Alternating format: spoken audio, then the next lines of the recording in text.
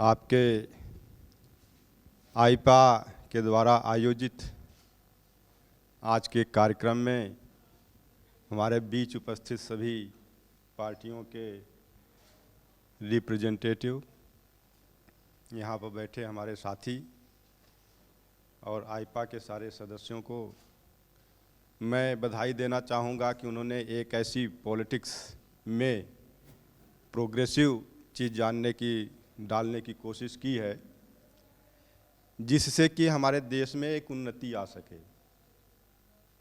साथियों की जैसा कि आप जानते हैं, पहला जो मुद्दा है वो कृषि का मुद्दा है और हमारी जनसंख्या पूरे देश की लगभग 70% वो कृषि पर आधारित है, या वो डायरेक्ट कृषि करती है या उससे लिंक दूसरे काम करते हैं लोग। 70% लोगों का आजीविका जो है कृषि से ही चलती है और कृषि क्षेत्र एक ऐसा क्षेत्र है जो पूरे देश में शिक्षा की तरह बहुत उपेक्षित है।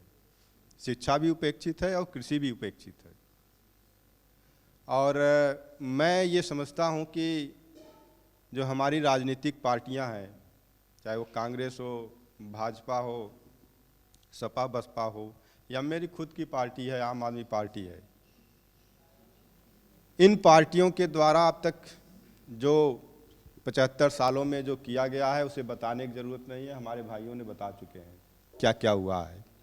आरोप प्रत्यारोप ही हुए हैं और कुछ नहीं हुआ है। मैं एक बात से आपको बताना चाहता हूँ, जब हिंदुस्तान आज़ाद हुआ था तो 39 करोड़ की जनता थी। अगर हम ये मान लें कि 39 करोड़ जनता गरीब थी, तो आज 80 करोड़ जनता ऐसी है जिनको कि अनाज देकर जिलाने का काम सरकारें कर रही हैं कि नहीं कर रही हैं। तो आप समझ सकते हो कि यहाँ का प्रोग्रेस क्या है, प्रोग्रेसिव क्या है।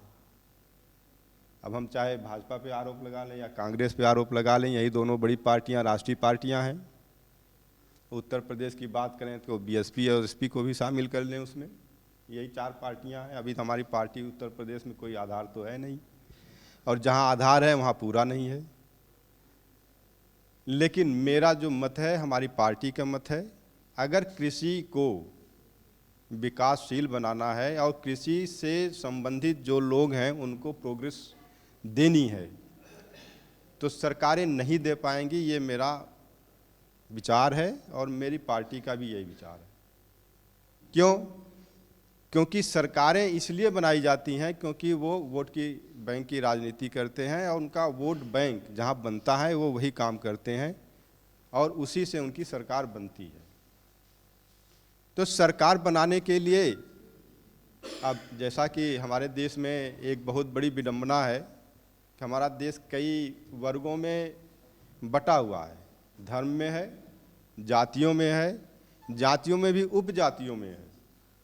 ये नहीं है कि हम ओबीसी कह दें तो इसका मतलब ये नहीं है कि ओबीसी कोई जाति है। ओबीसी में सबसे फॉरवर्ड यादव होते हैं, उनसे कम कुर्मी होते हैं, उनसे कम और लोग होते हैं, उनसे कम होते हैं, उनसे कम होते हैं, या ऐसे करके कम से कम 60-70 जातियाँ हैं। एससी अगर मान लो शेड्यूल कास्ट की बात करें तो उसमें भी शेड्यूल कास्ट में अपर जाति है, उससे नीचे नीचे जातियाँ हैं। तो वहाँ पर भी इतनी विडंबना है कि आप इन जातियों के थ्रू वोट तो ले सकते हैं, प्रोग्रेस नहीं कर सकते। अगर प्रोग्रेस करनी है और एग्रीकल्चर सेक्टर में करनी है तो एग्रीकल्चर सेक्टर में कृषि आयोग बनाना पड़ेगा। कृषि आयोग मैं क्यों कहता हूँ? क्योंकि कृषि आयोग उस तरह से आयोग का काम करता है जो इंडिपेंडेंट बॉडी हो, जिस पर सरकार का डायरेक्ट दखलंदाजी न हो, और जो कानून बने, जो प्रोग्रेस के रास्ते बने, उनको इम्प्लीमेंट करने की पूरी आज़ादी होती है। जिससे कि सरकार ऐसे नहीं, जैसे अभी 3 कानून बना करके मास्टर स्ट्रोक मारा था। यही तो कहा गया था कि मोदी जी का मास्टर स्ट्रोक है, और वापस लिया तो भी मास्टर स्ट्रोक है। यही तो दोनों है। अब पता नहीं कौन सा मास्टर स्ट्रोक है, ये पता ही नहीं चलता कि बनाने वाला मास्टर स्ट्रोक था या वापस वाला मास्टर स्ट्रोक था। तो यहाँ तो मास्टर स्ट्रोक ही है, मास्टर है नहीं, स्ट्रोक ही स्ट्रोक है। तो मेरा मानना यही है कि जब तक आयोग नहीं बनेगा, इंडिपेंडेंट बॉडी नहीं बनेगी, और उस इंडिपेंडेंट बॉडी में एग्रीकल्चर से जुड़े शिक्षाविद, किसान और अन्य जो सरकार के मानिंद लोग हैं, एक आयोग बना करके एक इंडिपेंडेंट बॉडी बनाएं, और उसके थ्रू अगर एग्रीकल्चर सेक्टर रेगुलेट हो तो ये वो दिन दूर नहीं है कि जब हमारे देश का किसान भी एक समृद्ध किसान होगा और एक शिक्षित किसान भी होगा। आज क्या है कि मैं बात करता हूँ शिक्षा पर। पहले हम एग्रीकल्चर शिक्षा पे बात कर लेंगे, फिर रोजगार पे बात करेंगे। हमारे किसानों में जो किसानी करने का तरीका है, उस तरीके को अगर देखें तो हमें लगता है कि 70-80% ऐसे किसान हैं जो कि किसान जो खेती करते हैं उस खेती करने के तरीके ही नहीं मालूम है। जैसे मैं एक थोड़ा ज़िले लेवल पे आता हूँ कि एक ज़िले में एक डिस्ट्रिक्ट मजिस्ट्रेट होता है, उसके अंडर में 80 to 86 डिपार्टमेंट होते हैं, सब अधिकारी होते हैं। जैसे एग्रीकल्चर जिलाधिकारी होता है, कृषि जिलाधिकारी ज़िले में होता है। आप बताइए उनका क्या काम है और वो क्या करते हैं, और जिलाधिकारी क्या करते हैं, या उनके अंडर जितने डिपार्टमेंट हैं, जो अपना एग्रीकल्चर डिपार्टमेंट है वो क्या काम करता है। तो आप जाइए वहाँ देखिए, वहाँ ऑफिस में वहाँ कोई काम नहीं होता, सिर्फ ये काम होता है कि हम पैसे कैसे बनाएं, सिर्फ पैसे बनाने का काम होता है। जब खरीदी की वक्त आती है तो जैसा अभी बताया कि एक रैकेट तैयार होता है, किसानों से अनाज खरीदता है और उस अनाज को सरकार को बेच करके मोटे मुनाफे में लेके चले जाते हैं। ये एक रैकेट है, और ये रैकेट पूरे देश में हर ज़िले में है। जहाँ पर एग्रीकल्चर प्रोडक्ट ज़्यादा हैं वहाँ ज़्यादा बड़ा रैकेट काम करता है, जहाँ ऐसे किसान हैं, छोटे हैं, मझोले हैं, जहाँ की बेच ही नहीं होती, वहाँ पर बहुत ज़्यादा नहीं होता है।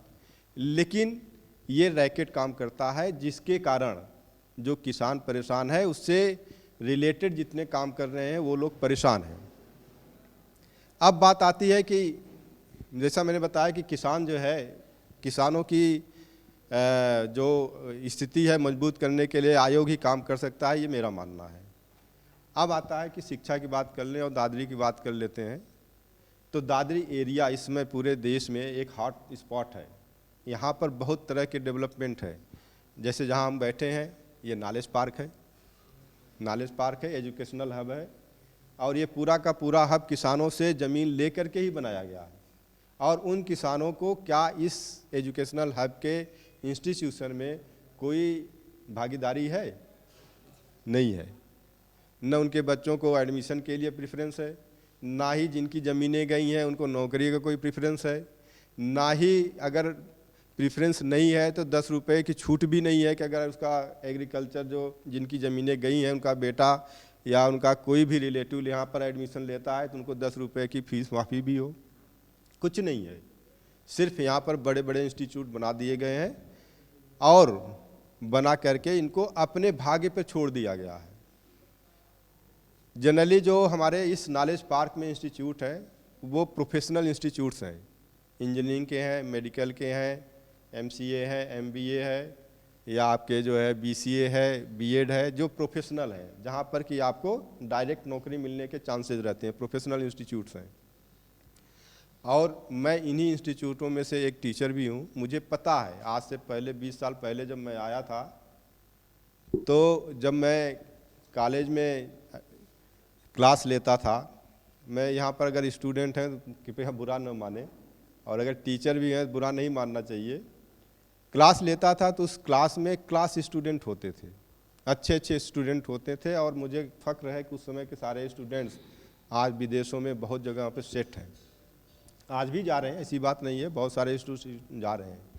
लेकिन जब हम इसकी क्वालिटी की बात करते हैं, एजुकेशन की क्वालिटी की, तो यहाँ पर उस समय से अब के परिप्रेक्ष्य में 10% भी शिक्षा नहीं बची है। यहाँ बिल्कुल प्रोफेशनल हो गए, इनकी हिम्मत नहीं है, स्टूडेंट भी वैसे हो गए हैं, टीचर भी वैसे हो गए हैं, और मैनेजमेंट तो पहले से था ही कि इनका एक ही काम है स्टूडेंट को प्लीज़ करना। जैसे अगर स्टूडेंट अच्छा नहीं करता है और आप उसको टीचर अगर उसको अच्छा कराने के लिए कुछ प्रेशर करते हैं तो स्टूडेंट भी ऐसे टीचर के खिलाफ जो है वो एक रिपोर्ट कर देते हैं, या जब भी उनका फीडबैक लिया जाता है तो उसके निगेटिव कर देते हैं। तो टीचरों की भी मजबूरी हो गई कि अपनी अगर जॉब सर्वाइव करनी है तो उनको ऐसे ही नंबर दे देने हैं। आपको पता है कि यहाँ 50 में 50 नंबर प्रैक्टिकल में दे दिए जाते हैं, अगर प्रैक्टिकल कराओ तो प्रैक्टिकल नहीं आएगा। ये स्थिति है यहाँ पर इस नॉलेज पार्क का। पूरे देश में ये ऐसा पार्क है, ऐसा पार्क पूरे देश में कहीं नहीं है। तो ये स्थिति कैसे हो रही है? और ये बात हम बीजेपी के लिए क्यों कहें? कांग्रेस में भी वही हाल था, वही एसपी में हाल है, वही बीजेपी में तो ये हाल हो गया है कि माननीय प्रधानमंत्री मोदी जी प्रधानमंत्री बनकर पहली बार बनारस गए तो वहाँ बनारस हिंदू यूनिवर्सिटी में उनका हेलीकॉप्टर उड़ता रहा था। तो 2014 में उसकी स्थिति अंतर्राष्ट्रीय स्तर पे लगभग 500 कुछ थी, आज उसकी 1000 से ऊपर है। ये मोदी जी का कमाल है, शिक्षा का कमाल है, नई पॉलिसी नीति का कमाल है। हम बुराई नहीं करते, बुराई करने से कोई फ़ायदा भी नहीं है, क्योंकि हमें जो है प्रोग्रेसिव करना है, जैसा कि आज का मंच का एक प्रोग्राम है।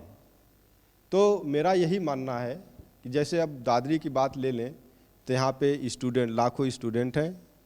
ये लाखों स्टूडेंट को रोज़गार नहीं मिल रहा है, जो पढ़ रहे हैं जो प्रोफेशनल एजुकेशन में है उनको नहीं मिल रहा है। किसानों की जिनकी ज़मीनें गई हैं उनके पास रोज़गार नहीं है, न उनके पास किसानी है। जो मुआवजे मिले धीरे धीरे ख़त्म हो गया, अब वो धीरे धीरे उसी गरीबी में आ गए हैं, भुखमरी में आ जाएंगे। कल को उनके पास कोई रोज़गार नहीं रहेगा तो वो स्थिति क्या होगी? बेरोजगारी बढ़ेगी तो अपराध भी बढ़ेगा, अपराध बढ़ेगा तो बहुत तरह की समस्याएं यहाँ पर जन्म लेंगी। अभी जैसा बता रहे थे कि एक बिल्डिंग बन रही है, उस बिल्डिंग के एक फ्लैट की कीमत तो 50 लाख है और बगल के ज़मीन की कीमत कुछ कीमत ही नहीं है। तो ये डिस्क्रिमिनेशन जो है, इस डिस्क्रिमिनेशन का एक ही कारण है। आपको मैं बता दूं कि ये पूरा का पूरा एरिया आप सब जानते ही हैं कि अथॉरिटी के थ्रू डेवलप किया जा रहा है। और अथॉरिटी किसके अंडर में है? इंडस्ट्रियल डेवलपमेंट जो अथॉरिटी है, इंडस्ट्रियल डेवलपमेंट जो डिपार्टमेंट है उत्तर प्रदेश का, उसके अंडर में आती है। और वहाँ पर प्रिंसिपल सेक्रेटरी और वहाँ का मंत्री बैठ कर के सिर्फ एक लेंस लगा के देख रहा है कि हमें इन एरिया से पैसे कैसे कमाने हैं।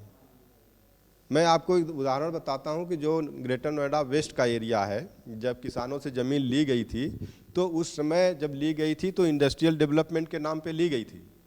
अब बाद में मायावती सरकार ने उसे इंडस्ट्रियल से बदल करके आवासीय में कर दी, रेजिडेंशियल में कर दी। और रेजिडेंशियल जब की तो रेजिडेंशियल का उस समय की कीमत 16,500 रुपये थी, नहीं 17,500 रुपये थी, और 10,000 में बेची गई आपके जितने भी बिल्डर्स हैं उनको। मैंने अपनी कैलकुलेशन में किया था कि अगर उसको उसी रेट में बेचते तो लगभग 40,000 से 50,000 करोड़ रुपए की राशि हमारे प्रदेश के खाते में आती। 40,000 से 50,000 करोड़ का घोटाला सिर्फ इसके जो है ज़मीन को बिल्डरों को आवंटन में किया गया है। आज भी हमारे पास आरटीआई के पेपर पड़े हुए हैं, जो बिल्डरों ने ज़मीनें खरीदी हैं, उन खरीद में ये हुआ है कि 2 बिल्डर सेटिंग करके एक बिल्डर एक ज़मीन खरीदे हैं, दूसरा तीसरे से खरीदे हैं, तीसरा चौथे से खरीदे हैं, पूरी सीरीज है। और मैं आपको बता दूं, आरटीआई मुझे एक बहुत बड़ा ऐसा सबूत मिला कि सीबीआरआई का नाम जानते होंगे, सेंट्रल बिल्डिंग रिसर्च इंस्टीट्यूट, जो देश की सबसे मानद सबसे संवैधानिक संस्था है बिल्डिंग बनाने का, उसने एप्लीकेशन ग्रेटर नोएडा प्राधिकरण में डाली और ग्रेटर नोएडा प्राधिकरण ने उसे ज़मीन नहीं दी, उसको ज़मीन नहीं दी। और दी किसको? जिनके पास न पैसा था, न तो उनका बिल्डिंग का कोई बनाने का एक्सपीरियंस था, न वो सिविल इंजीनियर थे, कुछ नहीं। ऐसे मायावती और बाकी सरकारों में सेटिंग ऐसी थी कि उन्होंने वहाँ से सेटिंग की, यहाँ 10 रुपये जमा किए और एक बड़ा सा लैंड अलाट करा लिया। और लैंड का अलाटमेंट भी कैसे हुआ कि सपोज करो 100 रुपये की ज़मीन है, तो उस समय एक काम और किया गया था कि 100 रुपये की ज़मीन पे 30 रुपये दे करके वो लैंड अलाट होती थी। तो 30 रुपये न दे करके उसको 10 रुपये कर दिया गया कि 10 रुपये दीजिए तो अलाट हो जाएगी 100 रुपये की लैंड। और साथ साथ ये भी किया गया कि जो लैंड है वो बैंक से जो है लोन भी मिल जाएगा, जो 10 रुपये लगाने हैं वो बैंक वाला दे देगा। बैंक ने 10 रुपये दिए, नाम हमारे ज़मीन आ गई और हम जो है उस पर एक प्लान बना करके बेच दिए और लाखों बायरों को लूट लिया गया। तो यहाँ बायरों की सबसे बड़ी समस्या, कम से कम 2.5 से 3 लाख बायर्स ऐसे हैं जिनकी रजिस्ट्री रुकी हुई है। तो एक सबसे बड़ी समस्या ये भी है। सबसे बड़ी समस्या ये भी है कि बहुत सारे ऐसे शाहबेरी में लोगों ने घर बना लिए जिनका कि उस जो बिल्डिंग है उसका कोई अप्रूवल ही नहीं है। अब वो अप्रूवल नहीं है तो उन क्या करेंगे, वो सबसे बड़ी समस्या है। तो यहाँ पर समस्याओं का अंबार है। अगर हम इस पर बात करेंगे तो शायद हमें लगता है कि बहुत देर होगी। हमारे बहुत सारे वक्ता हैं और मैं अपनी वाणी को यहीं विराम देना चाहूँगा। आपने हमें यहाँ पर आने का मौका दिया, आपका और आपकी पूरी टीम का बहुत बहुत धन्यवाद। नमस्कार।